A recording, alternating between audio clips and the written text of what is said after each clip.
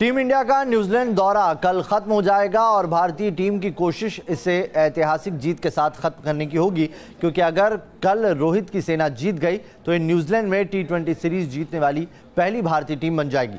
तीसरा T20 match कल दोपहर 12:30 बजे से हैमिल्टन में शुरू होगा और टीम इंडिया इस मैच में न्यूजीलैंड से 92 के अपमान का बदला लेने के इरादे से उतरेगी। टीम इंडिया लेगी 92 का बदला, हैमिल्टन का होगा हिसाब बराबर।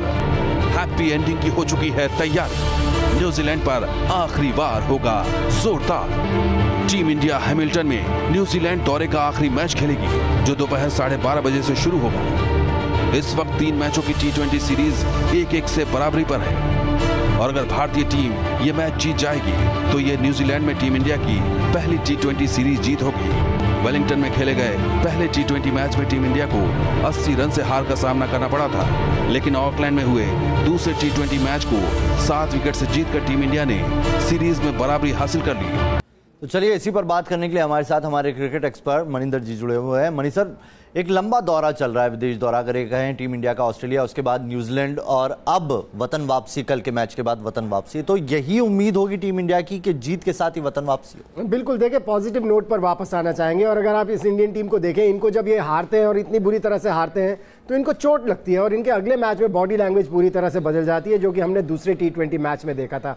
सो पूरे ऑस्ट्रेलिया के दौरे पर अच्छी क्रिकेट खेली है इंडियन टीम ने, फिर न्यूजीलैंड में भी 4-1 से वनडे सीरीज जीते थे। पहला T20 मैच इतनी बुरी तरह से हारे लेकिन कितनी बेहतरीन वापसी की।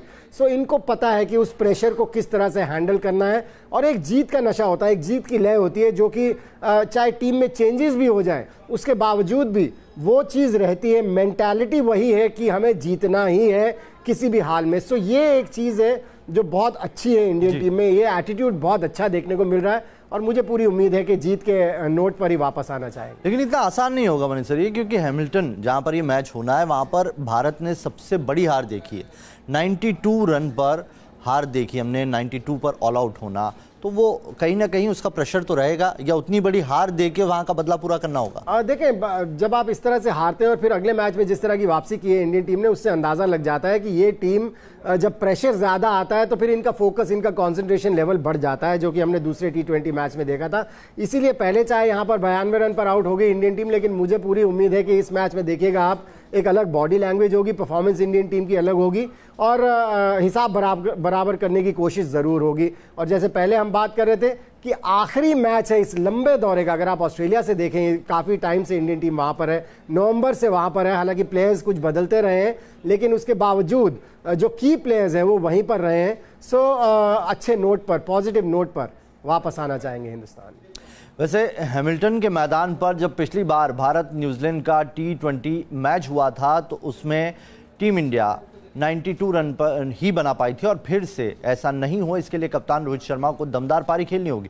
रोहित कैसे कल रचेंगे इतिहास और बनेंगे T20 के नए सिक्सर किंग, चलिए एक रिपोर्ट दिखाते हैं। हैमिल्टन में होगा हिटमैन का हल्ला बोल, हिटमैन से हारेगा न्यूजीलैंड, रोहित बनेंगे T20 के सिक्सर किंग, रोहित के नाम जुड़ेगा एक और रिकॉर्ड। दूसरे T20 मैच में रोहित ने 29 गेंद पर 50 रनों की धमाकेदार पारी खेली थी, जिसमें रोहित ने 3 चौके लगाए थे और 4 दमदार 6 भी जड़े थे। रोहित शर्मा T20 में सबसे ज्यादा 4 शतक जड़ चुके हैं, तो T20 में फास्टेस्ट 100 के मामले में भी रोहित जॉइंट नंबर 1 है। रोहित शर्मा अब तक T20 में कुल 102 छक्के जड़ चुके हैं और वो गेल गप्टिल के 103 छक्के के रिकॉर्ड से सिर्फ 1 कदम दूर है। रोहित शर्मा अपनी कप्तानी में अब तक एक भी T20 सीरीज नहीं हारे हैं और रोहित की कप्तानी में टीम इंडिया इससे पहले 3 T20 सीरीज जीत चुकी है। तो मनीष सर, मौका बड़ा है और मौका इसलिए भी बड़ा है क्योंकि ये पहली ऐसी सीरीज होगी जो हम न्यूजीलैंड में जीते हैं। कल का मैच हमने न्यूजीलैंड में T20 का पहला है जो न्यूजीलैंड में हम जीते हैं। तो रोहित के लिए कप्तानी के अलावा बल्ले से धमाल मचाना कितना जरूरी होगा? देखिए, कैप्टन का रन्स बनाना बहुत जरूरी है, जो भी कैप्टन है उसका परफॉर्म करना बहुत जरूरी है, क्योंकि वो एक उदाहरण सेट होता है टीम के लिए। और जब कैप्टन परफॉर्म कर रहा हो तो फिर टीम कहीं भी हल्के में नहीं ले सकती सामने वाली टीम को, उसको अपना 100% से ज़्यादा देना ही पड़ता है। ये हमने बार बार देखा है, आप विराट कोहली के साथ देख लीजिए, महेंद्र सिंह धोनी जब कैप्टन थे वो परफॉर्म करते थे तो टीम के ऊपर रब ऑन करता था। सो उस नज़रिए से देखें तो मुझे लगता है बहुत इंपॉर्टेंट होगा। जहाँ तक रोहित का सवाल है, देखें रोहित का टैलेंट इतना है उनके अंदर, उनके पास इतना टाइम है कि वो बड़े बड़े बॉलर्स को टिकने नहीं देते हैं। केवल उनकी अगर कहीं कमी हो जाती है तो कंसंट्रेशन और फोकस लेवल में, और वो हर मैच में एक तरह सा नहीं होता।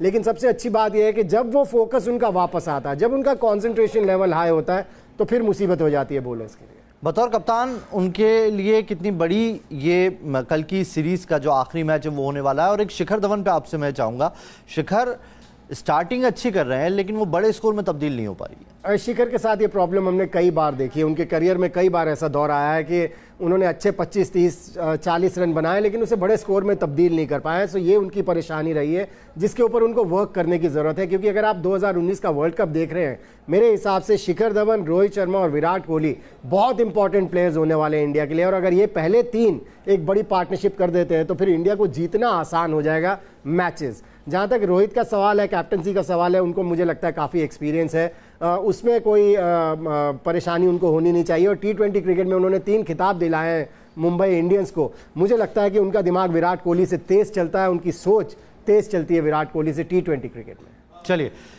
आगे बढ़ते हैं और अब बात करते हैं बांग्लादेश के स्टार खिलाड़ी शाकिब अल हसन की, जो इंजर्ड होने की वजह से न्यूजीलैंड के खिलाफ होने वाली वनडे सीरीज से बाहर हो गए हैं। बांग्लादेश प्रीमियर लीग के फाइनल में बल्लेबाजी के दौरान शाकिब की उंगली में चोट लगी, जिसे ठीक होने में करीब 3 हफ्तों का वक्त लगेगा। शाकिब का वनडे सीरीज से बाहर होना बांग्लादेश के लिए बड़ा झटका माना जा रहा है, क्योंकि बांग्लादेश न्यूजीलैंड के पिछले दौरे पर किसी भी फॉर्मेट में एक भी जीत हासिल नहीं कर पाया। बांग्लादेश न्यूजीलैंड के खिलाफ 3 वनडे मैचों की सीरीज खेलेगा, जिसका पहला मैच 13 फरवरी को नेपियर में खेला जाएगा।